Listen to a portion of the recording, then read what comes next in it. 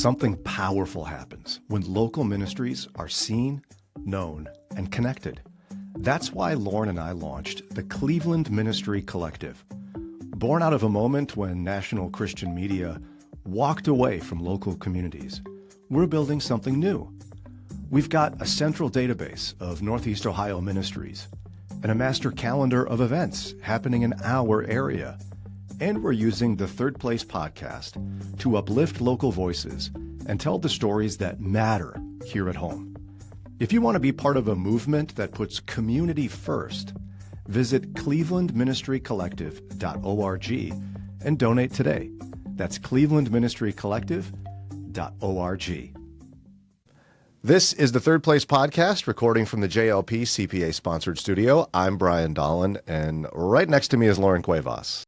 Home is your first place, work is your second place, and this is your third place, where the Christian community gathers.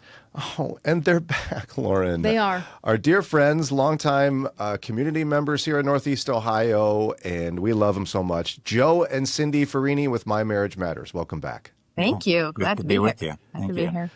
And it's so fun to see you now. Before it was just hearing you, but now we get to see your beautiful and handsome face. Well, I used to be able to do this in curlers. Now I have to do my... Yeah. Did you really do it in curlers? I did. I was getting ready for the day, so I would have no makeup on. I would just... I mean, you wouldn't think this was curlers. This came from curlers, but it did. But anyhow, so yeah, we'd share our earbud things, like this. That's how we do. Yeah, we're so high tech. Next time you should do curlers and no makeup. That'd be fun. All right, I can do that. We like the element. We like the element of surprise, not shock. So, well played, Cindi Ferrini. Well played. I think a little makeup goes a long way. What did they used to say? If the house needs painting, paint it. I never heard that. Yeah, I didn't even know you were wearing makeup, either of you. Yeah, thank you. I tried. You would if we didn't. Yeah. Yeah, well, that's what I'm supposed to say, though, right? It's like, oh, you're wearing makeup? Ooh. Who knew this? I didn't know this. It's like Halloween. Okay, but that's not why you're here today. We're not talking about makeup today. We want to talk a little bit about vows as a guardrail for our journey in marriage, okay? And you want to get us there talking a little bit about our weddings. So I'm excited about this. Yeah, I'm curious. How about the both of you? Do you have it recorded? Do you have it in photo albums? Do you have it on cassettes? Lauren was married like 2 days ago, so so I'm sure she has it like playing on a loop on the wall in like a digital frame or something. Wow. No, we have a couple of pictures around our house. We don't have an album. Do you have a video? No, we didn't do like a What? video. No. Why not? You didn't like put a phone up? No, we didn't do that. You were married what year again? 2016. They had smartphones then. Yeah, we have a lot of videos, not a lot, several videos of other people that took on their phones and sent them to us, but we should post those on the internet. I'll have to ask Eddie. It's him singing to me, so yes, I'll have to ask his permission. Wow. Yeah, Sarah and I were married in 2003, so that was a very long time ago. And the church had, there was a cassette tape recording of the audio, and there was a video, like a VHS tape of the whole thing. Wow. And we never digitized it, so we don't have a VHS player. So Yeah. I haven't seen it have I ever seen it? Other than being there? I don't think I've ever seen it, although I'd like to at some point. It'd be fun. We still have our VCR if you want to borrow it. Do you really? It's in A watch party at the Ferrinis' house. Yeah, it's Now- in Joey's room for all his fun little. Oh, I love that. movies. Yeah. Oh, that's sweet. Yes. But now you guys were, we don't want to totally date you, but we're going to have to here. You were married in what year? We were married in 1979, so we just celebrated our 46th anniversary, and we really would have loved to have had a video, but honestly, the very next year, all of our friends that were getting married had videos, so we missed it. That's our life, right? We missed it by like this much, but we do have. Oh, look at that. Oh, look at that picture. See, my this is God. why you have to be sure to connect to our YouTube channel. You can look in the show notes if you're listening. Cindi the hat. You can see I the love pictures. that. The hat? What about what's on What's Joe's head? Hair. yeah. His hat. Thank you.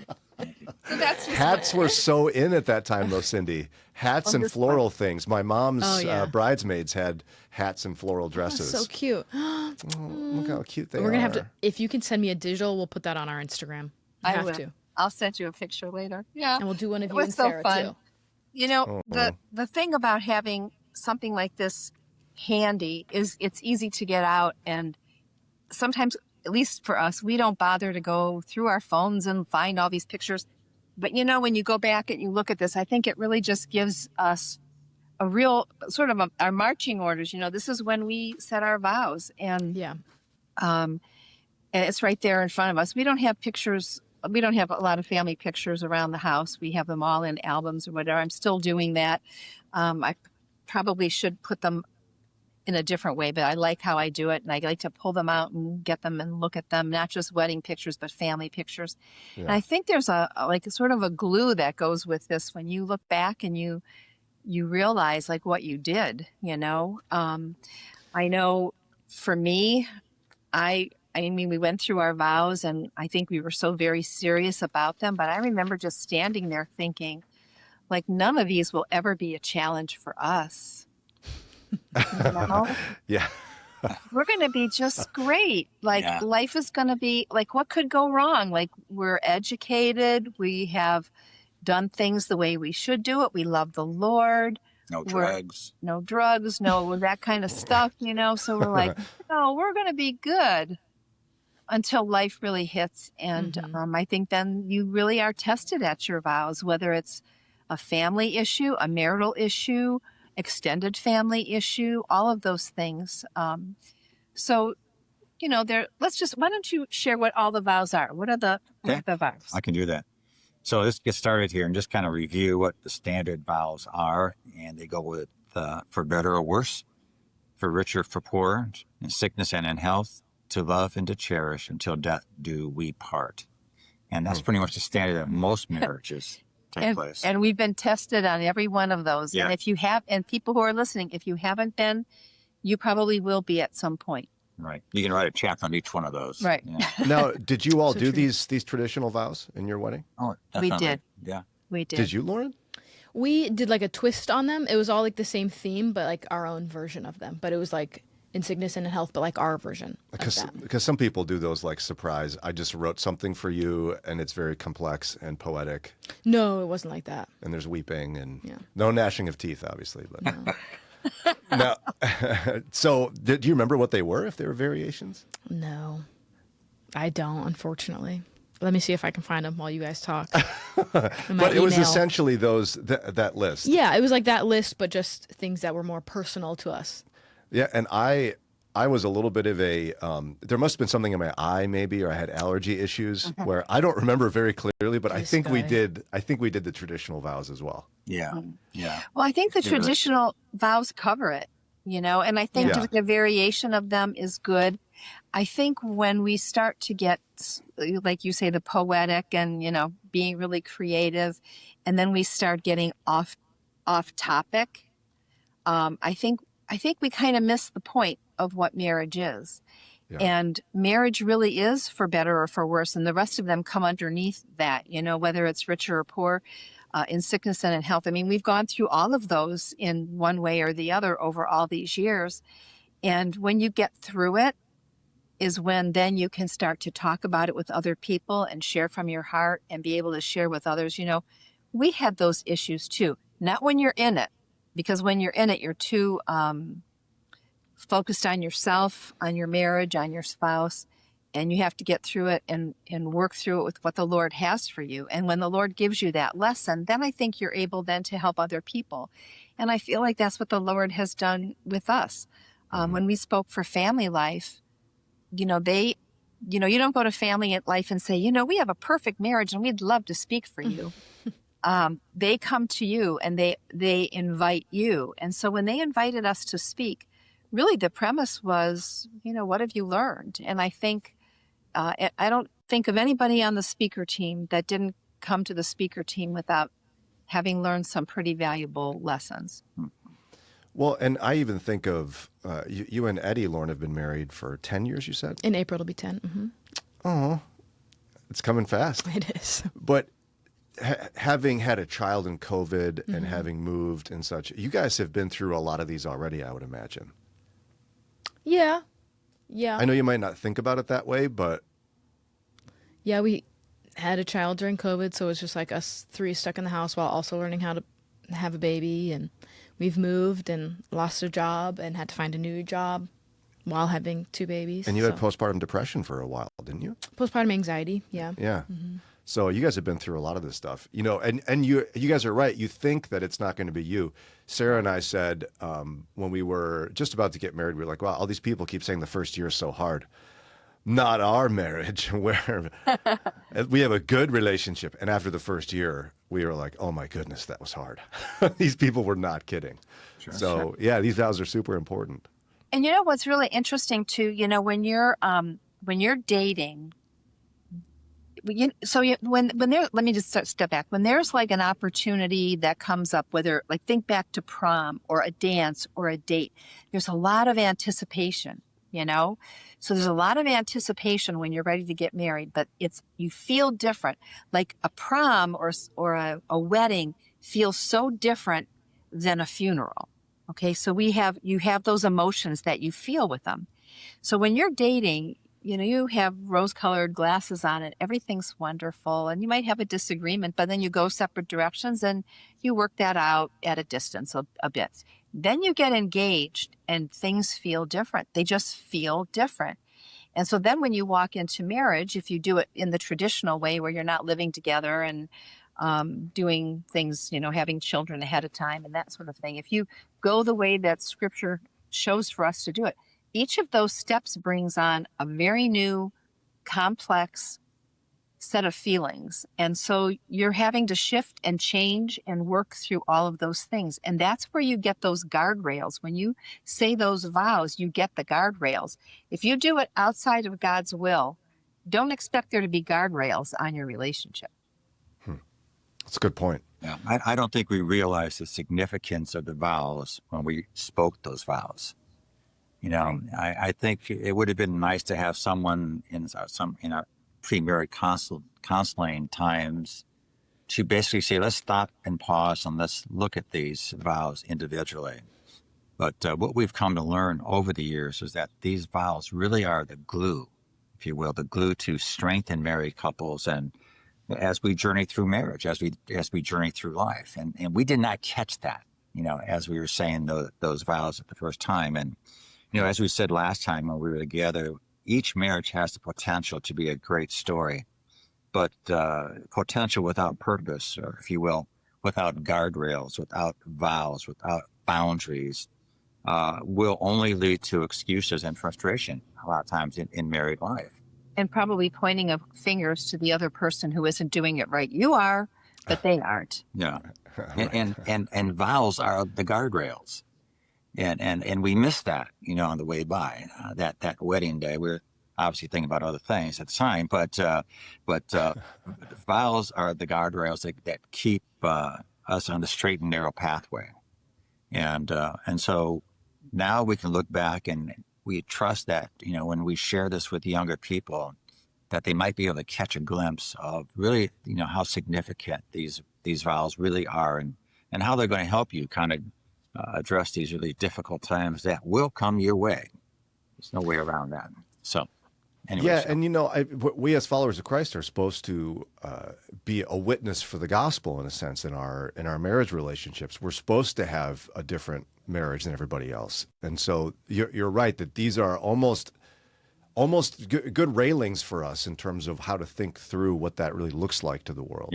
Yeah, and we didn't realize it at the time. And again, we were kind of young and foolish, and well, we didn't either. Yeah, and you know, the rose-colored glasses thing was going, and but looking back, that was such a significant part of the marriage ceremony that I think most people just miss it. Yeah. But I do think too, I do remember thinking when I was looking at Joe and saying those vows, I recognized the seriousness of them, just like I recognized the seriousness of when I accepted Jesus as my Lord and Savior. I didn't enter into that half-heartedly or reluctantly. I knew it was going to be a change in my life, a change in my heart, of course.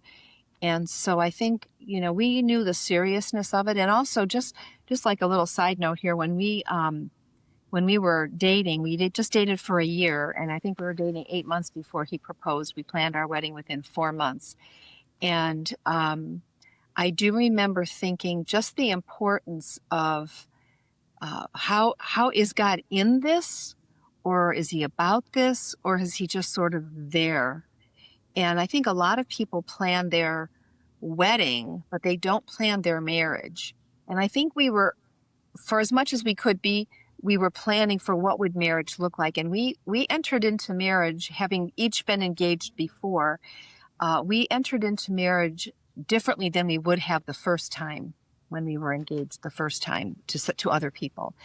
And so, there's a seriousness about this. And I do think when you say those vows and you're looking at each other, you really can't miss the I guess the power of that in the moment that you're speaking it.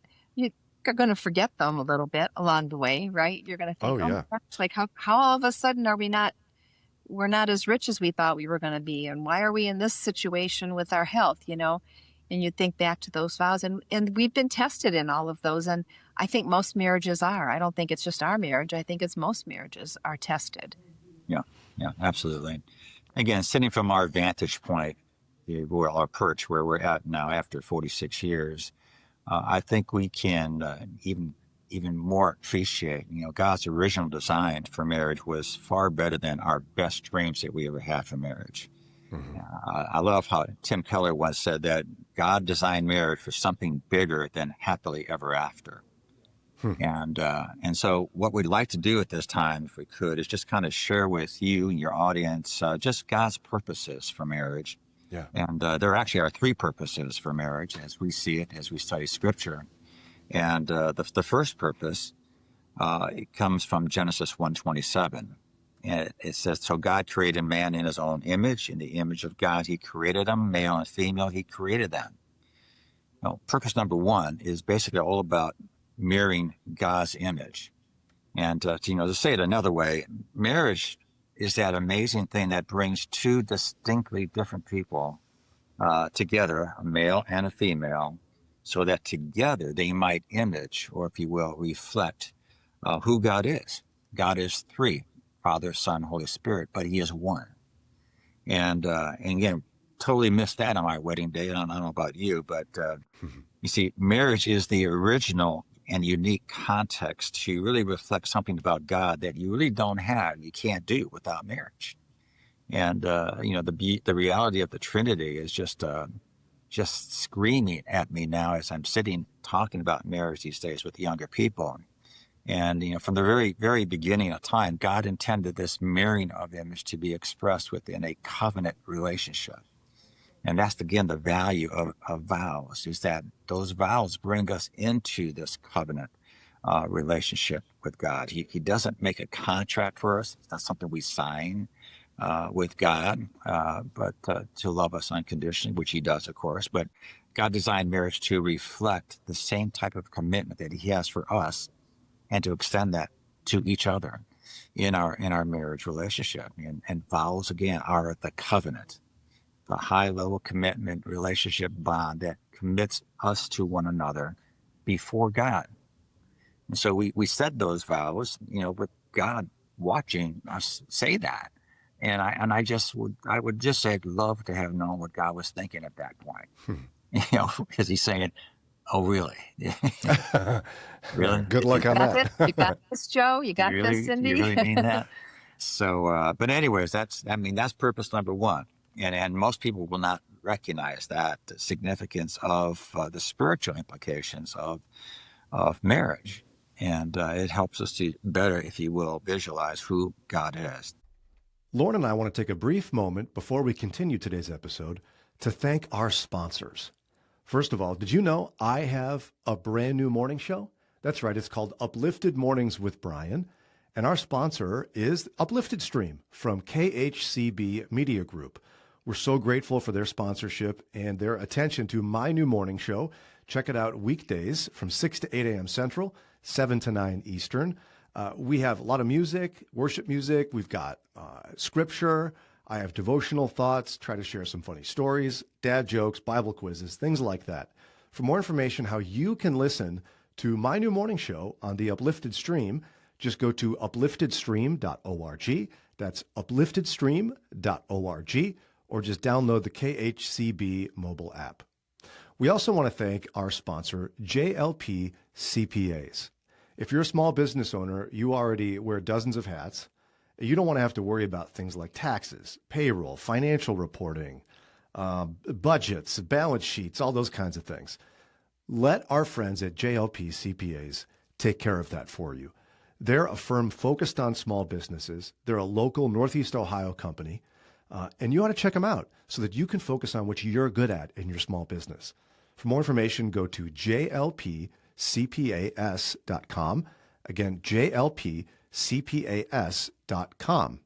And finally, we'd like to thank our friend David Safransky and Edgewater Investment Group for being a sponsor of today's episode. Have your finances been overwhelming?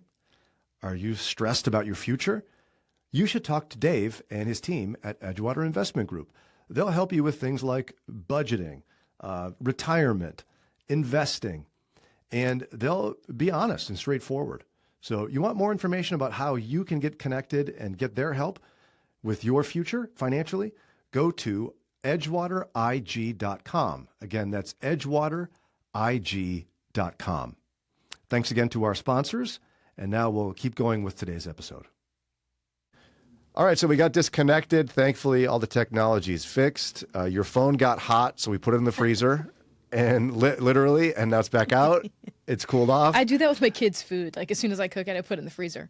Just kind of annoying. It's like, why did I just make this hot to then get it back down to cold? Yeah, because they can't think and listen when you go, it's hot, don't put it in your mouth, right? So, Joe, keep the phone out of your mouth, I guess. No, don't. All right, I'll keep my distance here. So we're going through the three purposes of marriage. We've done the first one. What's the next one? Yeah, the second purpose that God has for marriage is that we would mutually complete one another and not compete with one another. You see, marriage in God's original and unique design was done to put us in a lifelong relationship. All right, that was the context, and that is no matter what your marriage vows was or are as an existing marriage person, a married people, God can transform your marriage, and that's the encouraging thing that we have for people is that God is still in the mode of helping to transform individuals and marriages so that they can be placed on this long lifelong companionship journey. And so that's purpose number 2 is the way we see it, is just the importance of mutually completing one another. Purpose number 3 that God has for our marriage is that we would be in a better position to multiply a godly legacy by being married. And that is, we can far better impact our world for Christ through generations that will outlive us, through our children, our grandchildren, stepchildren, foster kids, and so on. And, the reality is that our children are messengers that we're going to send to a time that we're never going to see. So the question becomes, what kind of message are we building into our children's lives? And our children are watching us, as you all know.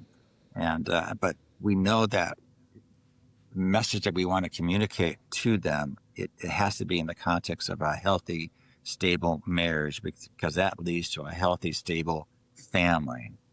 And in the type of legacy that we leave, it begins with and is determined by the type of relationships that we have with our spouse, if you will, and by our commitment to our marriage vows. And if I was to ask to summarize these 3 purposes and just kind of break it down to one verse, it would be Genesis 2:24, where it says that a man shall leave his father and mother, shall cleave to his wife, and the two shall become one flesh. That basically captures these 3 purposes in one verse. And some people would question whether or not we even need vows anymore.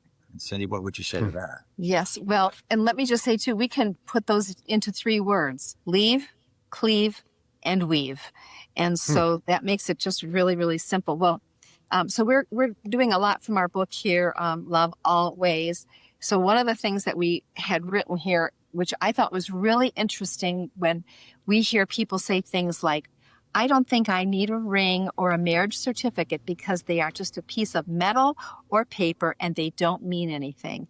And I would like to say that I really disagree. And someone has said in response to that, stop saying marriage is just a piece of paper. So is money. And you get up every day and you work hard for it. Work hard for your relationship and your marriage. That's true, though. That's true. You know, we just want everything easy, right? We want a pill to make us better. We want a pill to lose weight. We want just something fast and easy in our society. Marriage is not fast and easy. Marriage is hard work, and it's worth it. Like, here we are, 46 years married, and I just think the things we would have lost had we given up. And anybody can get to a point in their marriage where you go like, I'm done. You know, I'm done. I'm good. And so we just have to really keep those marriage vows in place. And I think it's really important to just talk about too, you know, why are our marriage vows important? And so we have a few of those. And one, Joe mentioned it earlier, it's the glue to our marriage.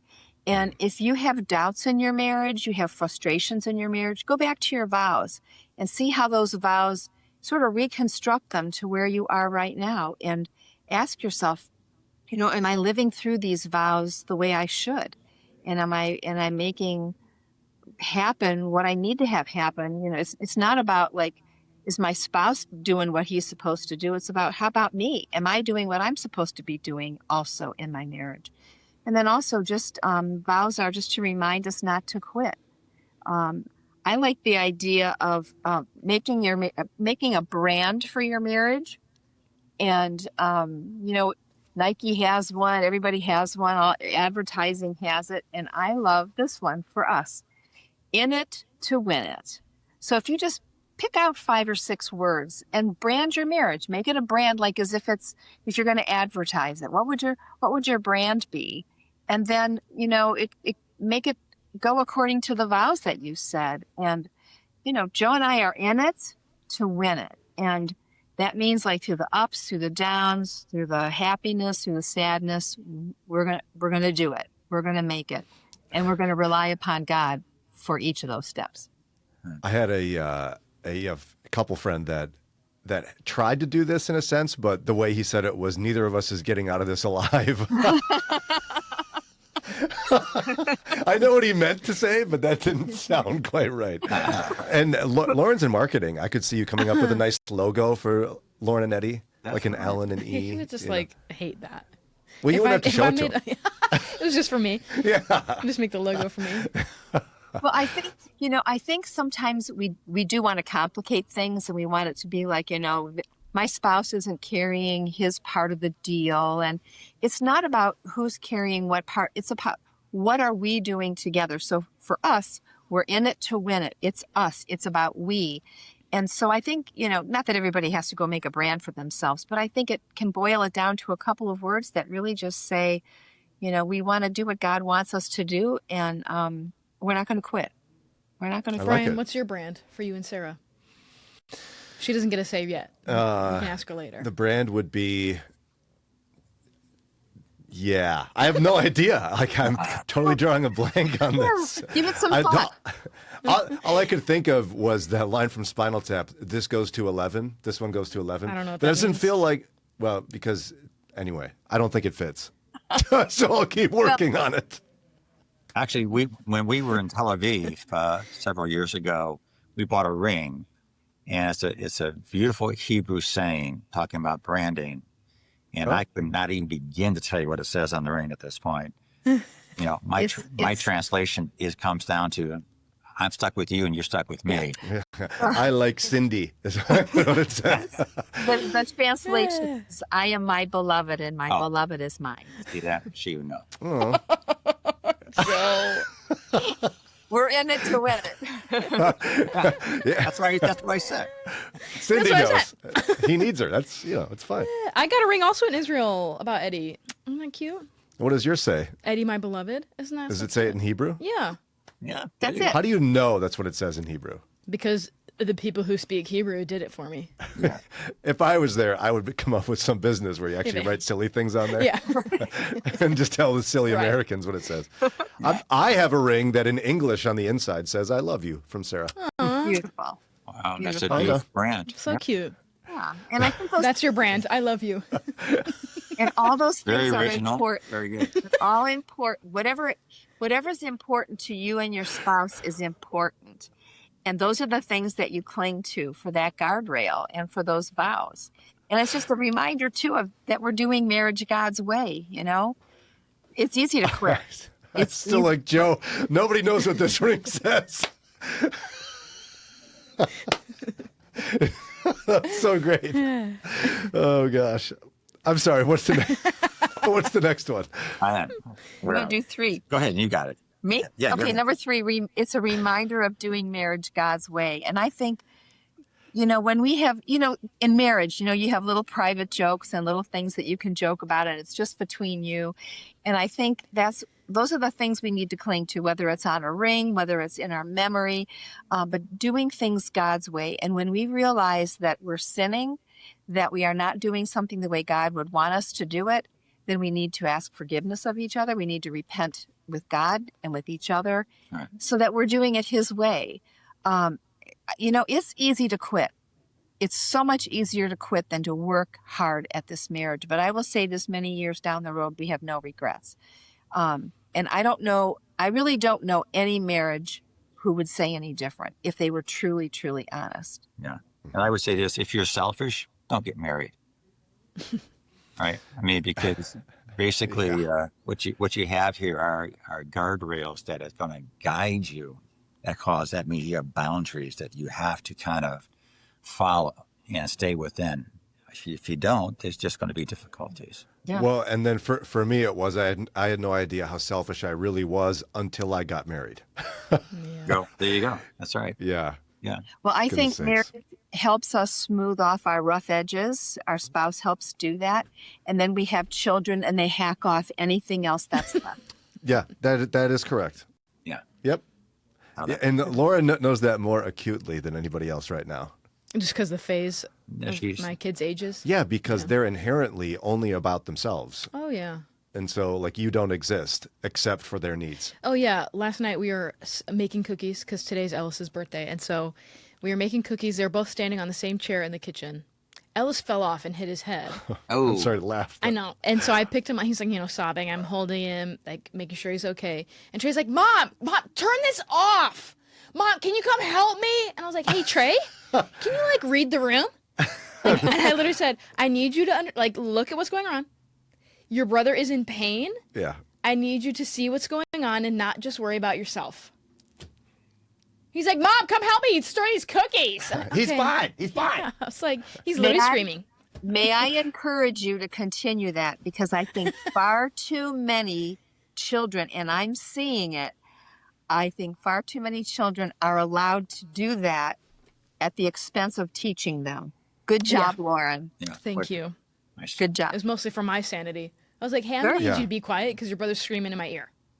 Well, and think about who you're raising. You're raising those children to someday be married. If Yeah. that's what, if one kid expects the attention all the time, Right. then what are they going to, what are you preparing them for high school, college, life, marriage? We're not doing them any justice, really. That's all So- about leaving a legacy. Yeah. You just put another building block into that legacy message at that time. It may not seem significant to you, but that's something that has been registered. you Yeah. know? And he's the oldest, so he thinks everything's about him. So, because it was for 3 years. Yeah. And I'm a youngest child, so I totally understand what you're saying. Yeah, Yeah. And so are you. I am. We get it. No wonder our show's so great. I know. Two youngest. It was always about somebody else. Yeah. But now it's about us. Okay. So what's the next one? Number 4, help us. The vows will help us remember to keep our word and not break promises. And I just think that's just part of the glue too. I mean, it's that simple, yet it's that hard. Right. Okay, so it's a profound truth that we have to come to grips with. And if not, it will grip you. Yeah. And I think, our vows for all of us as we're married also can lead into how you live life. I remember Joe and I, when we were first married, we were invited to go someplace or do something, and we said yes. And then something else came along that was kind of like, ooh, this is a little better. Too bad we already said yes to the other thing. And we just sat down and we talked and we said, we are going to swear to our first hurt, according to how Scripture teaches us. Like, let your yes be yes and your no be no. So we went to that first thing. With rare exception, have we ever had to trump the first thing that we were going to do? And only came probably maybe 6 or 10 years ago when we had Kathleen's best friend was getting married on the same day that our niece was getting married. Fortunately, they had different venues and different time frames, so we could participate in both. But had we had to make the decision, we would have gone with family first.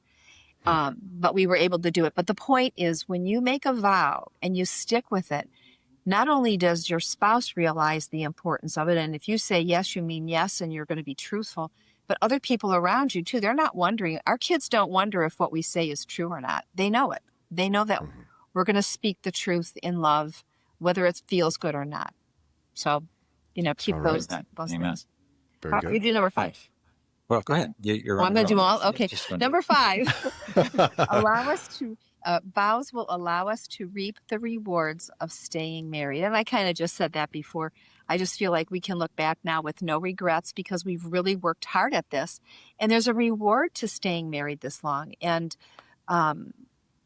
it's not easy. We keep saying that, but it's worth it. And I just think marriage is more fun now than it was even when we were young married. I mean, all that work you do, raising kids, working, like now we're getting to play and take trips and be with our kids, as able and when they need us. And it's just fun. Yeah. So, See, Lauren, it gets better. okay. You're in such a, 30 she's in years such from a now. hard phase. I try to encourage her whenever I can. 37 years from now, thanks. But it'll get better. Well, the thing is, you know what? When you're in this phase, you feel like it never will end. And then all of a sudden you blink too many times and then your kids are having kids and you're like, well, how did we get here? And, but I remember one time Christina and Kathleen were sitting on the floor looking through some photo albums, and they saw a picture of when I had taken them. I would take them to the park every day. We had a park nearby. I would take them in the wagon, and Christina goes, I don't remember that day. Kathleen goes, I don't remember that day. And part of me wanted to be like upset, like, you don't remember that day? How dare you? We did it every day. And it was like the Lord said to me, if you didn't do that every day, they would not be sitting here being friends, looking at things together, reminiscing what they remembered, what they didn't remember. So everything is a building block, a step to the next place. And if we have regrets and we just quit now, we're not going to have the pleasure of seeing those things play out later. I think the hardest phase of our life for me was young children. Yeah, it's so hard because you're first married and you're thinking, wow, I'm pretty selfish. We have to do what she wants to do sometimes. Let's do things her way. Oh no! And then you have kids, and it's like your life ceases to exist when they're You're little. nobody now. Yeah, and Who cares what I want? and it really does go so fast. I mean, I'm about to blink, and my third is going to be graduating high school. It's just unbelievable. But what I don't like to do and people always do this. We're not, thankfully, but people will look at Lauren and go, "Oh, just cherish these days, cherish them." Well, yeah, she wants to get away from these days because they're miserable a lot of the time. So, you know what? Tell her it's hard not to just sit there and love it when her child falls down, hits his head, and the other one's screaming at her. I mean. Well, my mother-in-law used to say to me, these are the best days of your life. And I remember thinking, you got to be kidding. I hope not. Oh, man. But you know what? The difference is the kids need you physically, emotionally, spiritually. As they get older, they need different things. And so you roll into those. You just roll into those naturally. But they are hard. And to say that they aren't, I think, is an unfair statement. I remember my mom, she had, she delivered 4 of us pretty easily. And she was like, thought being pregnant and having babies was wonderful. And it was not easy for me. And so I remember thinking, wow, like this is the fun part of it. I don't know. This is hard. So really, we have to keep our mind focused on the day. And earlier when we started talking, you were both talking, I think, when we were trying to get set up here, and something about like having time for ourselves and getting away and doing things. I think it's important that we each have time where we get away from those responsibilities. And even in marriage, where we just have some time to sort of develop our own hobbies and our own things that we enjoy, so that we have, you know, enjoyment and not just doing what our spouse wants or our kids want all the time. But the reality of that also is to say, if we don't do that, it can be harmful. But sometimes I think people are also like I got to get away from these kids, and I need a weekend away, and I need to go to a hotel and get my nails done. And you know what? When you come back home, it's going to be the same thing. So whatever you're feeling, that void of I need this time away, it better be with something that fills you in a good way and not always necessarily in a selfish way. And that's for each of us to decide how that will look. Maybe it's going and reading a book, taking a walk, on Lake Erie Beach somewhere. But I think sometimes we get into a selfish mode where we're like, well, I need a whole week by myself. And I just look at some of that and I just think, wow, you're coming home and you're going to come back to the same thing. Go get a breath of fresh air, come back in and start over again, because it's not going to change. Well, maybe Lauren will finally cancel that weekly manicure. I mean, come on, it's a little excessive.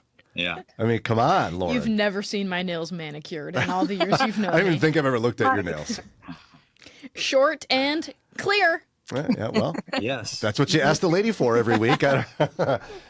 So, okay, and now we're on number 6. Is that right? Okay, I'll take the last one because Joe keeps pointing Two. and saying your There's job, two more. Cindi. Two more. Two more? Yeah, just go ahead. Number 5? No, number 6. Okay, number 6. Allow our children to realize and recognize that we are keepers of our word, and they can be too. We kind of covered that, I think, in what we said before, but I do think it's important. As they see we keep our word, we keep our vows to our marriage. I often wonder when marriages end and kids are watching that happen, and they're probably thinking many times, are they going to stop loving me too? And so our vows mean a lot. It means a lot to them. And then lastly, number 7, help us to rely upon God to keep our vows. I just feel like the importance to us, to our families, to extended family. And when all of us who are in ministry, if our marriage ends, your marriage ends, it affects your ministry. Mm-hmm. And that isn't to put a sentence on people whose marriages will end for some reason that's probably valid. But to work hard at it, we've seen it. We've seen marriages at the pit of destruction come back and have real life to them. And so to just quit, and I'm not saying it's easy, but to just quit is not the easiest thing. Yeah. I think we just can move on and just kind of wrap it up a little bit. And that is that what's going to keep this marriage going is some motivation. And I'm always kind of a big picture guy, as you know, Brian. And so I like to contextualize everything we do by some groundwork. And for us in marriage, God has been so gracious to share with us guidelines, let's call them vows, to help us to learn how to leave that legacy. And one of the things where I can tell you that, why staying married and working out our difficulties and disappointments is important to do is because our children are watching us. A stable long-term relationship is encouraging for our children. And there'll be times that they just kind of get wacky crazy when running around the house, but they know that mom and dad are there and things are going to be okay as long as they are there. And so that's one of the great benefits I see to maintaining a vow-driven, a covenant-driven marriage relationship is the long-term stability that I see happening with our children.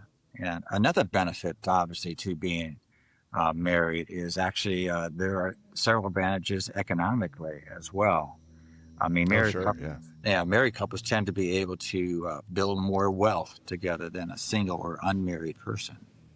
And so that is a pretty practical thing that we have as married people, is knowing that as we maintain this course that has been set before it, that God has guided and provided for us, the end of the game is going to look better than maybe the beginning of the game.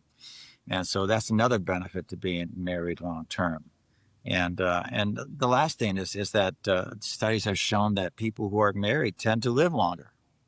You know, a longer life expectancy is a nice benefit to staying married and being committed to these vows that God has provided for us. So I think these are reasons for us to stay married, to stay together, working through those difficult times that we're going to all have in our married lives.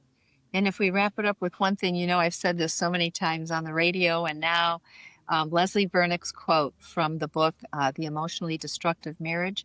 She says that a healthy relationship is mutually caring, mutually honest, and mutually respectful. And I think when you put those together with our marriage vows, we can see that marriage can work, but it's mutual. And so that's kind of the big word there too. Yeah, That's absolutely. beautiful. Again, Joe and Cindi Ferrini have been our guests with My Marriage Matters here on the Third Place podcast. How can folks connect to you and learn more? Well, they can come to Cindi Ferrini on Facebook, or they can come to My Marriage Matters on Facebook, and also our website, cindyferrini.com or joeferrini.com.